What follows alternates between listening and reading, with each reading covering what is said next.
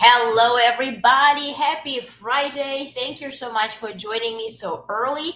Today will be short and sweet and straight to the point, but we're going to see each other tomorrow for a longer, per usual, live stream as well.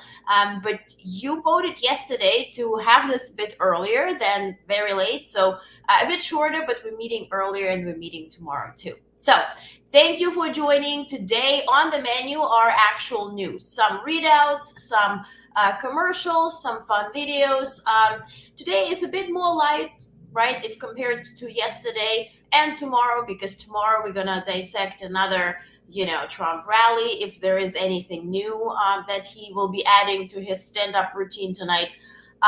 We're also going to talk more about Harris and Walz rally that will be later tonight, which is 8 p.m. So Eastern. So that's what we're going to discuss tomorrow as well. So, but first, what I wanted to start with, Harris campaign has come up with a new ad, actually two new ads today, and I wanted to make sure that you see them. So first one is really describing as to who Kamala Harris is, and that she is actually one of us. She's coming from the middle class. So take a look. She grew up in a middle-class home. She was the daughter of a working mom, and she worked at McDonald's while she got her degree. Kamala Harris knows what it's like to be middle class. It's why she's determined to lower healthcare costs and make housing more affordable. Donald Trump has no plan to help the middle class, just more tax cuts for billionaires. Being president is about who you fight for, and she's fighting for people like you. I'm Kamala Harris, and I approve this message. And the MAGAville has been so on Kamala Harris's behind with the border czar rhetoric that she doesn't care about the border. How about the southern border? So Harris campaign came up exactly with an ad describing what she's going to do with the southern border. Take a look. Kamala Harris has spent decades fighting violent crime. As a border state prosecutor, she took on drug cartels and jailed gang members for smuggling weapons and drugs across the border. As vice president, she backed the toughest border control bill in decades. And as president, she will hire thousands more border agents and crack down on fentanyl and human trafficking. Fixing the border is tough. So is Kamala Harris. And of course, that is not everything that she's going to do with the border. Obviously, with the executive order, right? That's what President Biden and Kamala Harris, the Biden-Harris administration, have achieved, is to lower the number of illegal crossings at the southern border by more than 50%. In fact, they're now lower than during Trump administration. So, which is exactly not being fact-checked. And I, of course, saw the clip of Lawrence yesterday, the last word, right? That's the program on MSNBC, what you were referring to, and I absolutely agree. There should be fact-checking. There should be no conference where Trump can lie just as he did in 2016, just as he did in 2020, just as he's doing now. There are so many people working at shows on each single segment of a show. It's a team effort. It's not a one-man, one-woman show. So they do have everything that needed to run a fact check right in real time. And it should be happening because exactly media is, again, not just re-electing him or helping him to be elected, they're making him relevant. If not for the mass media, Trump would not have been relevant at this point. It would be seen as an old guy that just sporadically erupts with lies and hatred and fear-mongering rhetoric, But because mass media makes him relevant by asking questions, by dedicating time, by listening to him and repeating the nonsense that he says as if it was truth and there was any truth to it, he's becoming relevant. Very upsetting. So, but let's talk about Tim Walz. So he is not just the coach, the teacher, congressman, governor. He's also a podcaster. So take a look at this clip. It's 1 minute, 28 seconds where he talks about IVF, reproductive rights, and actually also in general, wait a second, I wrote it down. Family values. Family values compared to Trump's lack thereof. So take a look. Yeah, first of all, it was up to him. I wouldn't have a family because of IVF and the things that we need to do reproductive. My kids were born through that that way. And also, I make sure that I'm the guys and our folks are investing in prenatal care. We're the ones that are there for universal pre-K. We're the ones that are providing school meals at this. I'm not going to back down one bit on this whole family values thing, and it's us. That construct that he's putting out there is absolutely untrue. We're making it more affordable to have children by having paid family and medical leave so that you can go home when your kids are sick and take care of them. Or if you're a dad, I don't have to go right back to work 5 days later after my wife had a C-section because our insurance wouldn't pay for it. We're boosting those things up. There's nothing pro-family other than having women be incubators for their vision of this. And I don't know. Once again, it's weird. I don't want J.D. Vance talking about my family. I certainly don't want him talking about my daughter or my wife. It's none of his damn business. But I said the one thing is we need to talk about how we've invested in families. We have the most generous child tax credit, and it's what Vice President Harris is proposing for the country, that people are poor because they don't have money. And when kids don't have the money on the front end, all of the things that a chain reaction of can't learn, can't go on. So I'll challenge him on that. Where is J.D. Vance's pro-family? He's forcing people to have, not be able to have medical care if they have a bad pregnancy or something. We need to stand in front of that. And again, you don't need me to give a sermon, but try and live one. Try and be decent. Try and help your neighbors. Try and invest in those kids. Indeed. And look how effortlessly he's just sitting there talking on his podcast, about all the issues that are so relevant. There is no reporter needed. There is not a sit-down interview needed.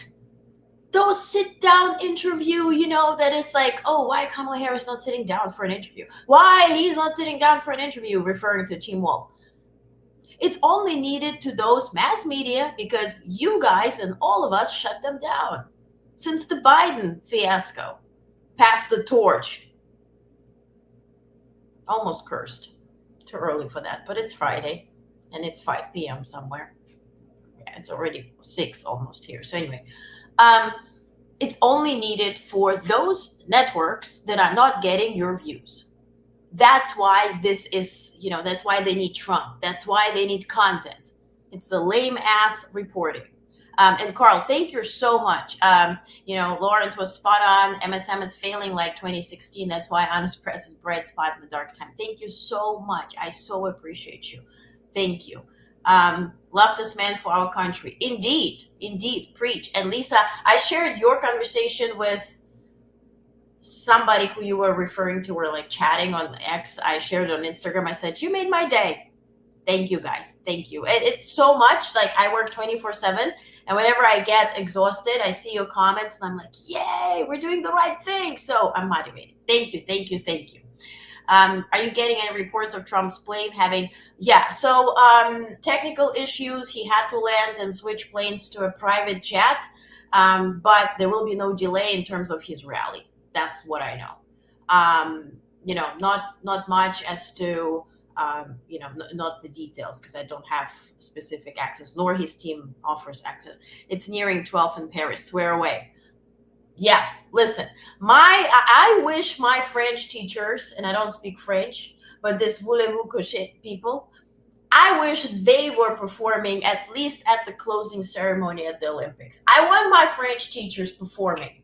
Okay? I'm praying for that. Just kidding, but that's all I know in French. It is unfortunate. Should not be, telling people to do. Thought it was another fake plane story, like with Major.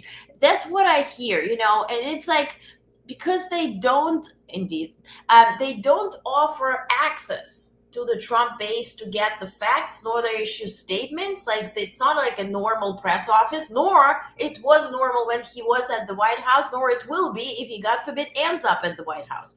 So, there's stories planted literally on Twitter and on this Truth Social thing, where is it a PR thing?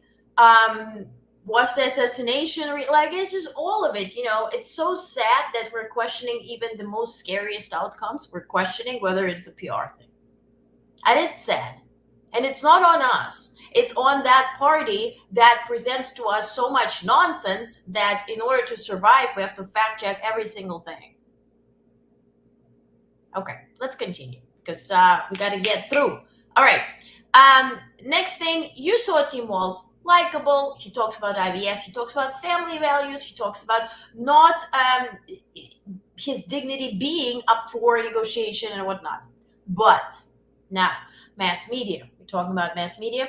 They hate him. You know for what? So because he doesn't have investments. Remember I shared those finances. He doesn't have investments. He's very straightforward. He only has like this, like security fund or, related to his job as a teacher and whatnot, right? Pension fund. But they hate him because he doesn't have investments. Take a listen. He had his honeymoon. Yeah. He is more infatuated with communist China. You know he has zero investments? Zero. Nothing. No investments at all. That tells you what he believes. He does not believe in capitalism. He doesn't believe in capitalism because he doesn't have an investment? Whoever you are, what are you talking about? Well, why can't the media fact check every single thing? Yeah, there are enough of them. Divide and tackle. MSM is burning down our democracy. Indeed. And also fact check Democrats, fact check liberals, fact check everybody. Because you guys deserve it. Those who watch, those who pay with time and dollars, those deserve the truth. And in politics, remember we used to say everybody lies? Yeah, we need fact check for everything, for everybody. Major media is failing the country for clicks. Indeed, since like at least 2016, 2015, almost 10 years, mass media gave us Trump. Again and again, and tries to do it again. Remember those times when he used to be sort of kind of weirdy, creepy, entertaining on this reality show thing? You fired stuff? That was the level. That it should not have gone, beyond that. We used to be able to trust the media. Oh, thank you. I've heard that 3 times in private messages about Walter Cronkite. Thank you. I can only dream. Thank you. But why? Because they're working for those who are paying advertising. And those who are paying for advertising, those are dictating what should be said. Because those are probably the rich white guys who own companies and say, well, we prefer Trump because he's going to give us the tax cuts. So start propelling Trump, make him relevant because he's going to give us more, returns on our investment. And to your point, Karen, you just asked about ratings. Yes, and also ratings because Trump is so crazy. You tune in to listen like, did he really say that? And the entire part he played was scripted. Yeah, of course it was. That's referring to his reality show. I grew up with Tom Bronco and I missed the standard. Yes, indeed. I missed the standard where you needed to have at least 3 sources to report on something. And those sources would be cited and would be public. Not like, anonymously, in my opinion, some hidden source in my head, maybe it's a worm, told me that. What the hell are we talking about? That's all BS. Okay, let's continue. So let's talk a bit about our President Biden. So yesterday I shared it. I want to share it again in case you didn't read it. So he yesterday, together with the First Lady, flew to Delaware to visit the campaign headquarters, now Harris-Walz campaign headquarters, but before it was, of course, Biden and Harris. And so he thanked every single person, and they all gathered at a theater. It was the Queen Theater, and he thanked them for their support of his presidential bid.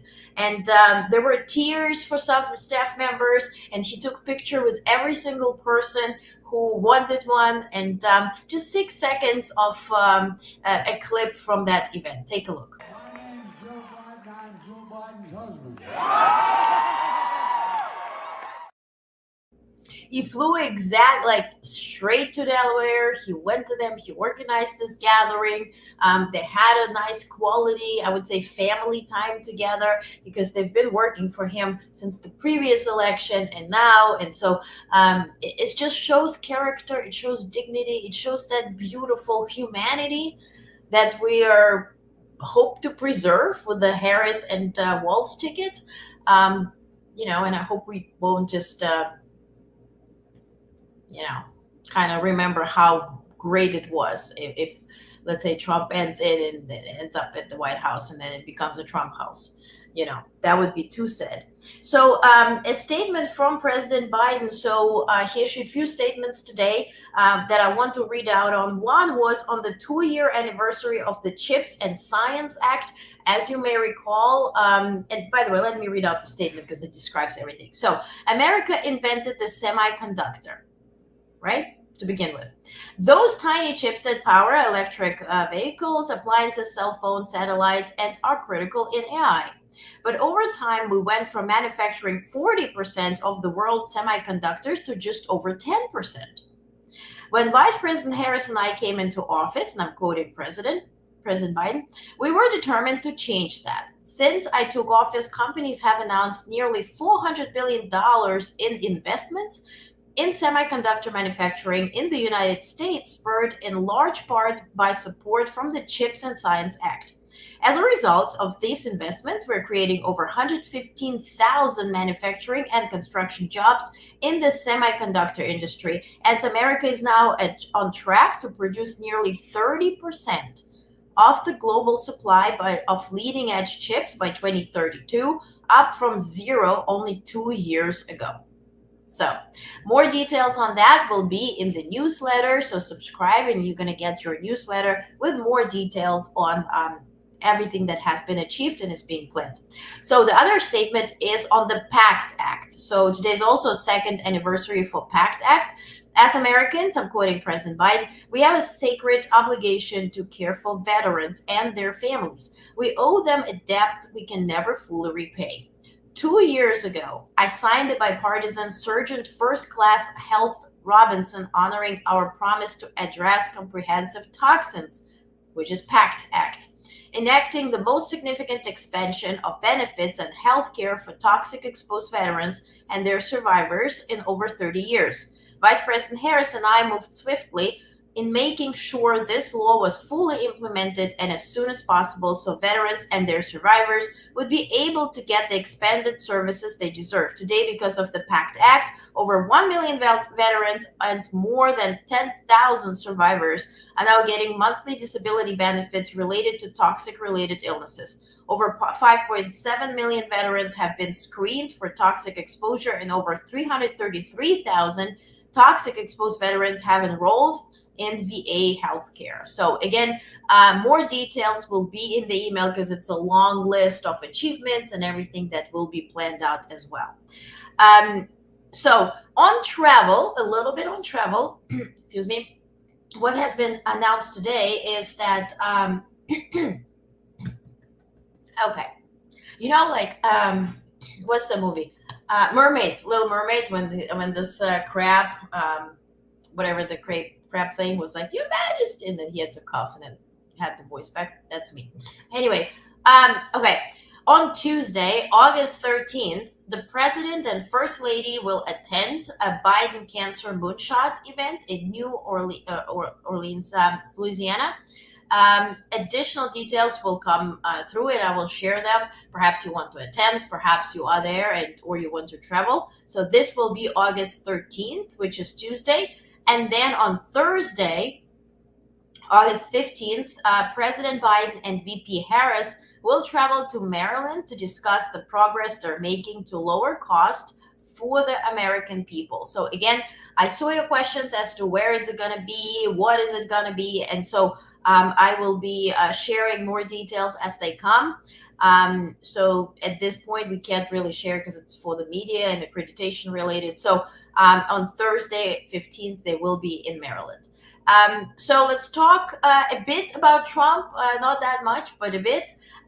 So first, he joined the program where he talked about contraception and his take on it. So let's survive. It's 25 seconds. Take a listen. Is the whole issue of contraceptives. Do you support any restrictions on a person's right to contraception? Well, we're looking at that, and I'm going to have a policy on that very shortly. And I think it's something that you'll find interesting, and it's another issue that's very interesting. But you will find it, I think, very smart. I think it's a smart decision. But we'll be releasing it very soon. He finds it interesting to prohibit people to use contraception. What are you going to release pretty soon? What do you mean pretty soon? What are you going to release? Banning contraception? Does he understand what we're talking about? Sometimes I wonder. And by the way, to the wonders, remember yesterday he made his stand-up routine appearance, calling this a conference. Anyway, at Mar-a-Lago, I think if he would have sold tickets, media would have bought it. Just like, anyway, just thinking. So yesterday he blabbered a lot, and I shared, some things that he talked about that were lies and all that kind of stuff. But one of them, he was referring to the former mayor of San Francisco, Willie Brown. And he talked about that story that they worked together so much, and then they were almost crashing together in a helicopter. Meanwhile, that ain't true. And so Willie Brown had a clap back. Take a listen. I know Willie Brown very well. In fact, I went down in a helicopter with him. We thought maybe this is the end. It appears that Donald Trump is talking about you today. That's what I heard. I heard that he was doing what Donald does best. Which is? His creativity fictional. So I could read you directly what he said, but in essence he says you were doing business together, you were in a helicopter, you almost crashed. Let's start with that. I've never done business with Donald Trump. Let's start with that. And secondly, I don't think I'd want to ride on the same helicopter with him. So you were on a helicopter with him that almost crashed? No.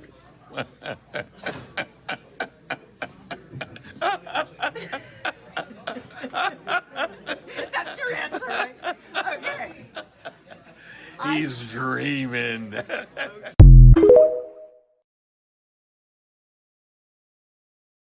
By the way, that ha ha ha, that should be the answer to all of those questions. When are you going to have sit-down interviews? You go, ha ha. Well, it's a stand-up routine. You're supposed to be laughing, right? When somebody delivers a stand-up routine. So I think that's a good response. I love Willie Brown. Yeah, he's a great guy. Went down and full-throated. Oh my, yeah, the full-throated endorsement from Elon Musk. I'm still digesting that idea, and don't Google it. Just don't Google it. It's Friday. You deserve a good weekend. Don't Google full-throated endorsement. But talking about full-throated endorsements, yesterday Joe Rogan endorsed RFK Jr. I mentioned that yesterday. And today Nick Fuentes, a white supremacist and far-right pundit, unexpectedly withdrew his support from Trump's campaign on Friday, declaring on social media that he and his associates, KKK lovers, believe the presidential bid is facing a catastrophic loss. So, obviously, the tweetster in chief had to reply. So he said, it will be interesting to see how loudly Joe Rogan gets booed the next time he enters the UFC ring. MAGA 2024. Okay. Well then. But on MAGAville, MAGAville, of course, it's the those who are consuming this stand-up routine at rallies. They were asked to comment on Kamala Harris. So take a look what they're saying, and then we compare them to those who endorse Kamala Harris and Tim Walz. So we do the tit for tat type of thing. Okay, so take a listen. What do you think of Kamala Harris? I don't know Kamala Harris. She's supposed to be taking care of our border and she didn't. And maybe someone needs to check her paperwork, because from what the rumor tells me is she's not supposed to be running for an office. Really? Yes. How so? Something to do with her parents and when she was born. Even though she was born in Oakland? You have to check the paperwork. Don't know her. You don't know Kamala Harris? We should. she don't really know stuff about what to do in the Capitol. I don't see her stacking up against Trump, especially when she laughs at every single question that she's asked like a hyena, and she doesn't have that best wording with sentences even against Biden does. She's very first grade with the way that she speaks. Like, she calls a school bus yellow. We know it's yellow. I mean, she speaks like a first grader. And Trump speaks more articulately. Well, she speaks like a first grader. All of those banana people, I don't know where they're coming from, because they're just reciting what Trump tells in those rallies. So I assume they only consume content that comes from him, saying that, oh, it was on Fox News, so it must be true type of story. They don't read, certainly. They probably don't even use like Instagram or TikTok or whatever, or perhaps social media creates that bubble that they live in, right? Some of them take it up a notch. Take a look.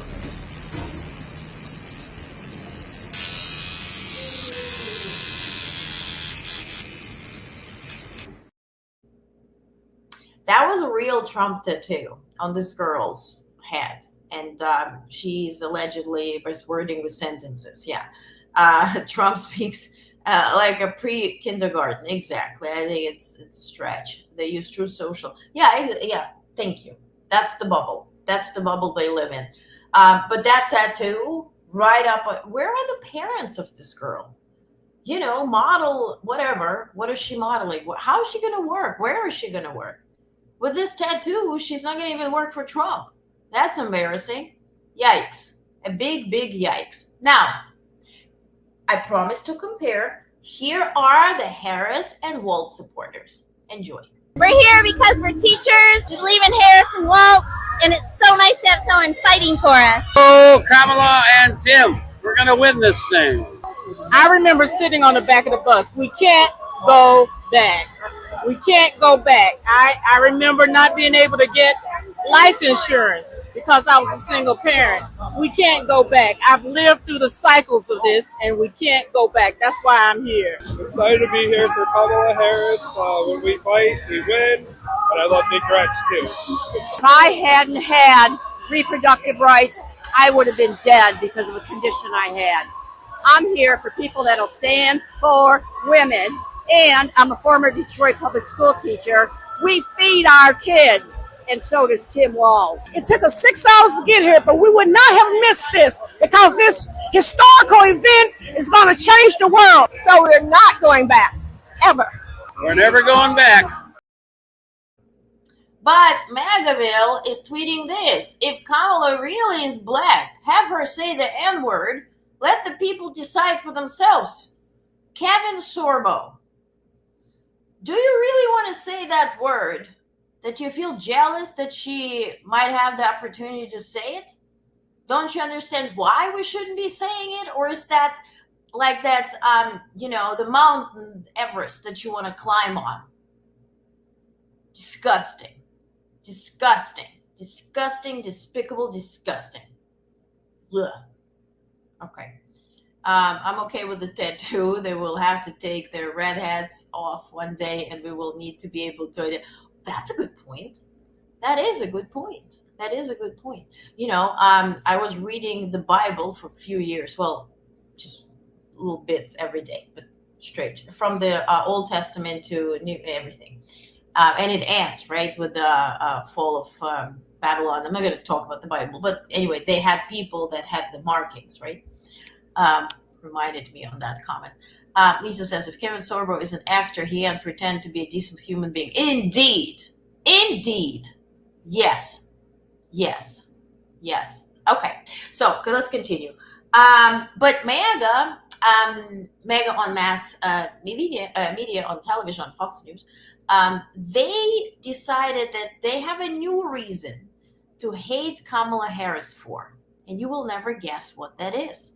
Take a look. Please save me, I'm please, cringing. from the sinking ship No. and the tragedy that is this. Yeah, first of all, that's not doing women any favors. I mean, yes, it would be amazing to have a woman in the White House one day, right? That would be a huge glass ceiling shatterer. But I don't want to hear about a White House, president cooking like that, and especially a woman. Like, I don't cook, and I proudly wear that badge. I am not domesticated whatsoever, and my kids are pretty much, fending for themselves. Cheryl, what?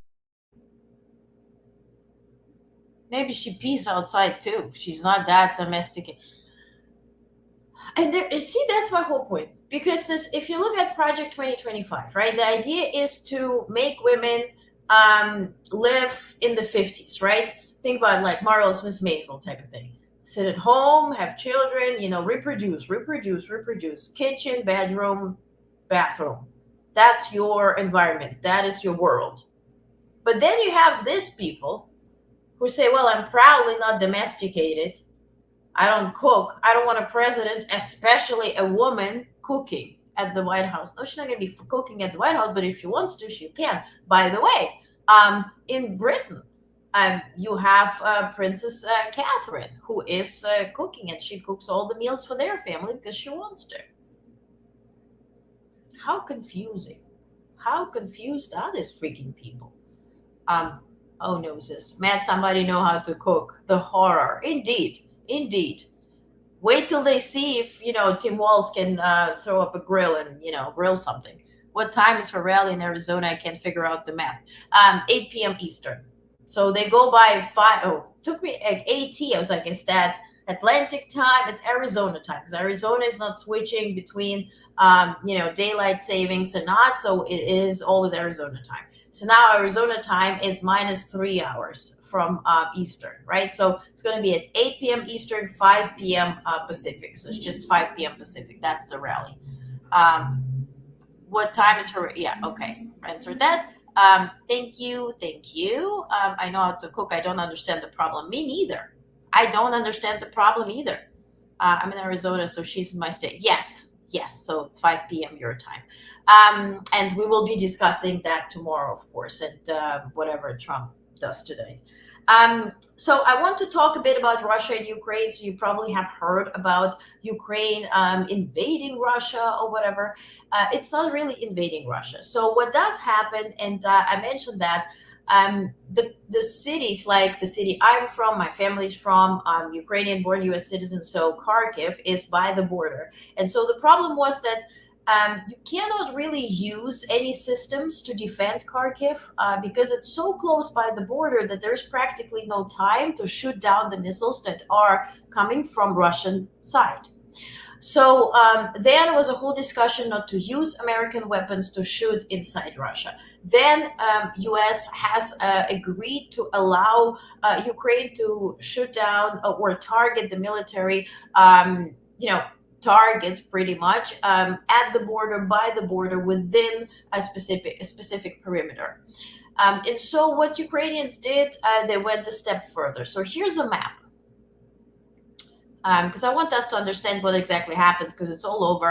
So you see the map here. The blue part on the lower left corner is Ukraine, right? And this is the Sumy Oblast, which is a part, right? Like a state. And then on the right, you see Russia. And so Ukrainian army has crossed the border and went beyond the border, targeting their military targets. And so what they're doing is they are controlling the electric grid there.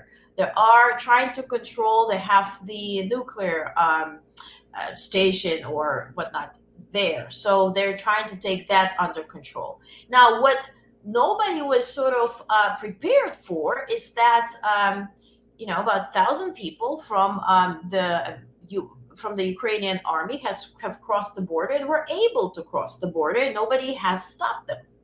So then they crossed the border, and they're targeting military, buildings where the personnel is, where the launchers are. So the main idea to prohibit them to hit inside Ukraine. And so in masses, the Russian soldiers started surrendering, right? And then those who did not surrender, those suffered. I'm not going to show you any pictures or videos, right? Those who were fighting back. But there was no, like even National Guard or army or anybody protecting the Russian borders, which is interesting because if you may recall this guy, Prigozhin, on the left side. On the right is the former commander-in-chief, which is Shoigu. On the left, or there, like we have Lloyd Austin, our Secretary of Defense. That's the equivalent there. He is now not that. He is about national security. I guess national security advisor in Russia pretty much means nothing. He went to China recently. On the left is the Prigozhin guy who allegedly was killed in that airplane accident. So he was saying, Prigozhin, remember he was taking over a few cities and marching on Moscow, and nobody was stopping him either. So he was saying by that time that, where do I have that? Wait a second. So he said at that time, when I said I would train soldiers in Belgorod and Kursk regions, and Kursk is where Ukrainians stepped into, I received a call from Defense Minister Shoigu, who was on the right on the picture, and he said, Yevgeny, don't meddle where you shouldn't. The Russian army itself is capable of defending the borders, right? So now there is a mass migration because the city is being targeted, right? And Ukrainians are taking parts of the cities and part of that area step by step. And so I think the intention is to make Russians negotiation a bit or negotiating on a different scale with a different thought in mind, because Russians occupied partially the whole regions inside Ukraine, right? If Ukraine were to occupy regions inside Russia, then the negotiation becomes a bit more balanced, right, than it was before. So that, I guesstimate, again, is the reasoning for Ukrainians to do so. There is not much information. On the American side, with the National Security Council briefings, like John Kirby saying, well, we are requesting more information. We don't really know for sure. We don't know Ukrainians' intentions. We're asking. We don't know what they're using. Are they using U.S. weapons or not? Germany has issued a statement saying that we're not prohibiting them to use our weapons, because once we give our weapons to Ukraine, those become Ukrainian weapons, right? And so it's like a big question mark from the US side. What is happening, what not? But then think about it. Why would there be any certainty? Why would there be that straight communication between Ukraine and US in detail on the official level if guess who is now receiving all those briefings and intel since he has been nominated as the official candidate? Trump. And obviously he would be fast forwarding it or even giving the logins to Putin right away. So for that reason, I think that's why we're playing this sort of like a guessing game. But then on the back channels, I'm sure US is well informed. But again, this is my 2 cents. So what Russians did do, Ukrainian army continues to advance in Russian Kursk region, breaking through additional defensive lines. They took 50 Russian soldiers as prisoners of war, and in the first time in 70 plus years that Russia is being invaded, right? Officially, because it's now on the Russian soil. So let's take a look at the video of those who have been surrendering. So take a look. 315 человек, в том числе не менее 100 убитыми и 215 человек ранеными. Уничтожено 54 единицы бронированной техники, в том числе 7 танков. Операция будет завершена разгромом противника и выходом на государственный. So the voiceover is Ukrainians put it. It was the briefing for Putin where it said, we killed 315 Ukrainians. We won this. We won that. Meanwhile, they're surrendering in masses. So that's why they laid over that text to show the irony behind it. Also, those are sort of the Putin's best soldiers in combat, whatnot. They also surrendered. So take a look.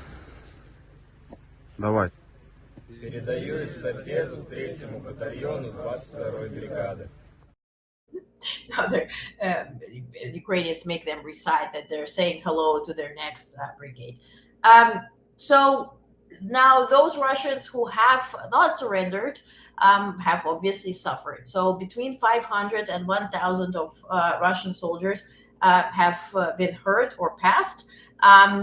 Again, there are a lot of videos showing that, which I will not show you here.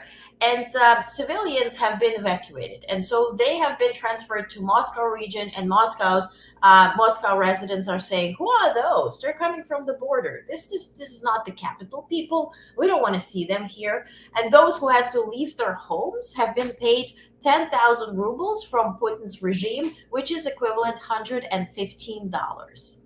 So they're not being protected. If Putin did care, he would shoot down Ukrainians, right? Defend the soil, defend the border, shoot down Ukrainian missiles or bomb Ukrainians right on Russian soil, but he does nothing. And that is the biggest question mark. Why doesn't he react? So what he did today, he did bomb innocent civilians in Ukraine and Donetsk region in the morning when they were going to the supermarket and lining up to get their groceries for the weekend. Take a look. So this doesn't have any sound because they're screaming very loud. I didn't want to scare you. But this happened early Friday where there were a lot of cars, a lot of innocent people, civilians who were lining up in lines and to get their groceries, and they have been just killed right away on spot. A lot of people who passed away, a lot of people who have been hurt.